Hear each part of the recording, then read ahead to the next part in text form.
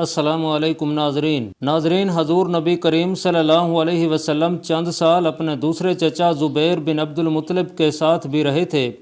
اس زمانے میں ایک مرتبہ حضور صلی اللہ علیہ وسلم اپنے ان چچا کے ساتھ ایک قافلے میں یمن تشریف لے گئے۔ راستے میں ایک وادی سے گزر ہوا۔ اس وادی میں ایک سرکش اونٹ رہتا تھا، گزرنے والوں کا راستہ روک لیتا تھا، مگر جوں ہی اس نے نبی کریم صلی اللہ علیہ وسلم کو دیکھا تو فوراً بیٹھ گیا اور زمین سے اپنی چھاتی رگڑنے لگا۔ آپ صلی اللہ علیہ وسلم اپنے اونٹ سے اتر کر اس پر سوار ہو گئے۔ اب وہ اونٹ آپ صلی اللہ علیہ وسلم کو لے کر چلا اور وادی کے پار تک لے گیا۔ اس کے بعد آپ نے اس اونٹ کو چھوڑ دیا۔ یہ قافلہ جب سفر سے واپس لوٹا تو ایک ایسی وادی سے اس کا گزر ہوا جو طوفانی پانی سے بھری ہوئی تھی، پانی موجیں مار رہا تھا۔ یہ دیکھ کر آپ صلی اللہ علیہ وسلم نے قافلے والوں سے ارشاد فرمایا، میرے پیچھے پیچھے آؤ۔ پھر آپ صلی اللہ علیہ وسلم اطمینان سے وادی میں داخل ہو گئے۔ باقی لوگ بھی آپ صلی اللہ علیہ وسلم کے پیچھے تھے۔ اللہ رب العزت نے اپنی قدرت سے پانی خشک کر دیا اور آپ پورے قافلے کو لیے پار ہو گئے۔ جب قافلہ مکہ پہنچا تو لوگوں نے یہ حیرت ناک واقعات بیان کیے۔ لوگ سن کر بول اٹھے کہ اس لڑکے کی کچھ شان ہی نرالی ہے۔ اسی طرح ناظرین، ایک بار مکہ میں قحط پڑ گیا، بارش بالکل نہ ہوئی۔ لوگ ایک دوسرے سے کہتے تھے کہ لات اور عزا سے بارش کی دعا کرو، کچھ کہتے تھے تیسرے بڑے بت منات پر بھروسہ کرو۔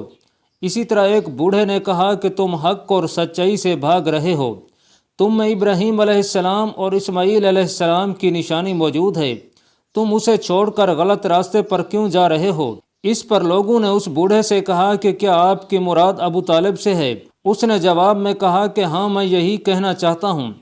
اب سب لوگ ابو طالب کے گھر کی طرف چلے۔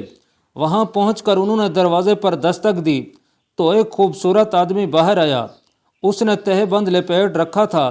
سب لوگ اس کی طرف بڑھے اور بولے کہ اے ابو طالب، وادی میں قحط پڑا ہے، بچے بھوکے مر رہے ہیں، اس لیے آؤ اور ہمارے لیے بارش کی دعا کرو۔ چنانچہ حضرت ابو طالب باہر آئے اور ان کے ساتھ رسول اللہ صلی اللہ علیہ وسلم بھی تھے۔ آپ ایسے لگ رہے تھے جیسے اندھیرے میں سورج نکل آیا ہو۔ ابو طالب کے ساتھ اور بھی بچے تھے، لیکن انہوں نے آپ صلی اللہ علیہ وسلم ہی کا بازو پکڑا ہوا تھا۔ اس کے بعد ابو طالب نے آپ کی انگلی پکڑ کر کعبے کا طواف کیا۔ یہ طواف کر رہے تھے اور دوسرے لوگ آسمان کی طرف نظر اٹھا اٹھا کر دیکھ رہے تھے، جہاں بادل کا ایک ٹکڑا بھی نہیں تھا۔ لیکن پھر اچانک ہر طرف سے بادل گھر گھر کر آنے لگے۔ اس قدر زوردار بارش ہوئی کہ شہر اور جنگل سیراب ہو گئے۔ ناظرین، جس وقت حضرت عبد المطلب کا انتقال ہوا، آپ صلی اللہ علیہ وسلم ان کی چارپائی کے پاس موجود تھے۔ آپ صلی اللہ علیہ وسلم رونے لگے۔ حضرت عبد المطلب کو عجون کے مقام پر ان کے دادا قصا کے پاس دفن کیا گیا۔ مرنے سے پہلے انہوں نے نبی کریم صلی اللہ علیہ وسلم کو اپنے بیٹے ابو طالب کے حوالے کیا۔ اب ابو طالب آپ صلی اللہ علیہ وسلم کے نگران ہوئے۔ انہیں بھی آپ صلی اللہ علیہ وسلم سے بے تحاشا محبت ہو گئی۔ ان کے بھائی عباس اور زبیر بھی آپ صلی اللہ علیہ وسلم کا بہت خیال رکھتے تھے۔ پھر زبیر بھی انتقال کر گئے تو آپ کی نگرانی آپ کے چچا ابو طالب ہی کرتے رہے۔ انہیں بھی نبی کریم صلی اللہ علیہ وسلم سے بہت محبت تھی۔ جب انہوں نے آپ صلی اللہ علیہ وسلم کی برکات دیکھی، معجزے دیکھے، تو ان کی محبت میں اور اضافہ ہو گیا۔ یہ مالی اعتبار سے کمزور تھے۔ 2 وقت سارے گھرانے کو پیٹ بھر کر کھانا نہیں ملتا تھا، لیکن جب نبی کریم صلی اللہ علیہ وسلم ان کے ساتھ کھانا کھاتے تو تھوڑا کھانا بھی ان سب کے لیے کافی ہو جاتا، سب کے پیٹ بھر جاتے۔ اس لیے جب دوپہر یا رات کے کھانے کا وقت ہوتا تو سب دسترخوان پر بیٹھتے تو ابو طالب ان سے کہتے کہ ابھی کھانا شروع نہ کرو، میرا بیٹا آ جائے پھر شروع کرنا۔ پھر آپ صلی اللہ علیہ وسلم تشریف لے آتے اور ان کے ساتھ بیٹھ جاتے۔ آپ کی برکت اس طرح ظاہر ہوتی کہ سب کے سیر ہونے کے بعد بھی کھانا بچ جاتا۔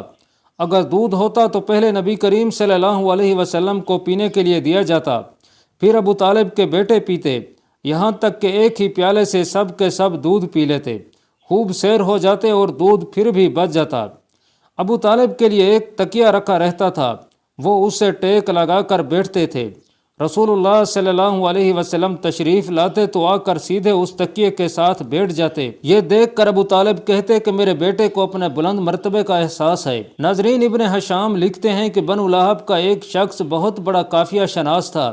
یعنی لوگوں کی شکل و صورت دیکھ کر ان کے حالات اور مستقبل کے بارے میں اندازہ لگایا کرتا تھا۔ مکہ آتا تو لوگ اپنے بچوں کو اس کے پاس لاتے، وہ انہیں دیکھ دیکھ کر ان کے بارے میں بتاتا تھا۔ ایک بار جب یہ آیا تو ابو طالب آپ صلی اللہ علیہ وسلم کو بھی اس کے پاس لے گئے۔ اس وقت آپ صلی اللہ علیہ وسلم ابھی نوعمر لڑکے ہی تھے۔ قیافہ شناس نے آپ صلی اللہ علیہ وسلم کو ایک نظر دیکھا، پھر دوسرے بچوں کو دیکھنے لگا۔ فارغ ہونے کے بعد اس نے کہا کہ اس لڑکے کو میرے پاس لاؤ۔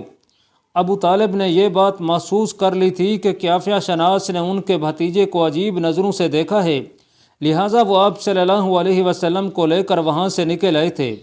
جب قیافہ شناس کو معلوم ہوا کہ آپ وہاں موجود نہیں ہیں تو وہ چیخنے لگا کہ تمہارا برا ہو، اس لڑکے کو میرے پاس لاؤ جسے میں نے ابھی دیکھا ہے، اللہ کی قسم وہ بڑی شان والا ہے۔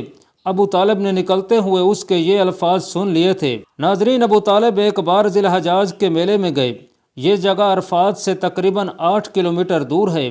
ان کے ساتھ رسول اللہ صلی اللہ علیہ وسلم بھی تھے۔ ایسے میں ابو طالب کو پیاس محسوس ہوئی۔ انہوں نے آپ صلی اللہ علیہ وسلم سے کہا کہ بھتیجے مجھے پیاس لگی ہے۔ یہ بات انہوں نے اس لیے نہیں کہی تھی کہ آپ کے پاس پانی تھا، بلکہ اپنی بے چینی ظاہر کرنے کے لیے کہی تھی۔ چچا کی بات سن کر آپ صلی اللہ علیہ وسلم فوراً سواری سے اترے اور بولے، چچا جان آپ کو پیاس لگی ہے؟ انہوں نے کہا کہ ہاں بھتیجے پیاس لگی ہے۔ یہ سنتے ہی آپ صلی اللہ علیہ وسلم نے ایک پتھر پر اپنا پاؤں مارا۔ جو ہی آپ نے پتھر پر پاؤں مارا اس کے نیچے سے صاف اور عمدہ پانی پھوٹ نکلا۔ انہوں نے ایسا پانی پہلے کبھی نہیں پیا تھا، خوب سیر ہو کر پیا۔ پھر انہوں نے پوچھا کہ بھتیجے کیا آپ سیر ہو چکے ہو؟ نبی کریم صلی اللہ علیہ وسلم نے ارشاد فرمایا کہ جی ہاں۔ آپ صلی اللہ علیہ وسلم نے اسی جگہ پر اپنی ایڑی پھر ماری اور وہ جگہ دوبارہ ایسی خشک ہو گئی جیسی پہلے تھی۔ اللہ پاک کمی بیشی معاف فرمائے۔ اللہ آپ کا حامی و ناصر ہو، آمین۔